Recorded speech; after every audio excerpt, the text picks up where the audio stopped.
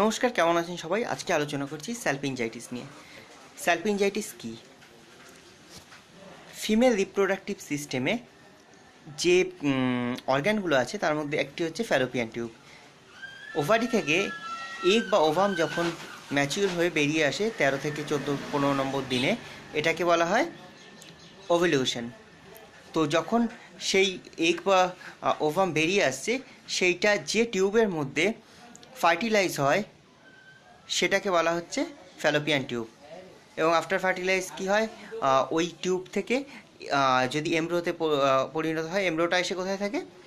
ইউটেরাসে। তো যাই হোক, এই টিউবের ইনফ্লামেশন বা প্রদাহ হচ্ছে, ফ্যালোপিয়ান টিউবের ইনফ্লামেশন বা প্রদাহ হচ্ছে স্যালপিনজাইটিস।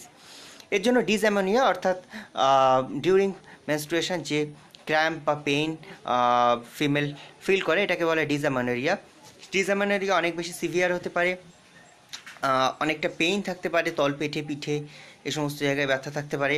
এবং এর থেকে সব থেকে জটিল যে অবস্থাটা হচ্ছে, অনেক সময় এর কারণে ইনফার্টিলিটি বা বন্ধ্যাত্বও আসতে পারে। তো যাই হোক না কেন, স্যালপিনজাইটিস সাধারণত ইউএসজিতে আমরা দেখতে পাই, ধরা পড়ে। যদি এরকম হয়, বায়োকেমিকের ক্ষেত্রে ফেরামফস, ক্যালিমিউর, ক্যালিসাল্প এই ওষুধগুলো খুব ভালো কাজ করে। আর বায়োকেমিক শিখতে চাইলে যোগাযোগ করতে পারেন আমাদের সাথে।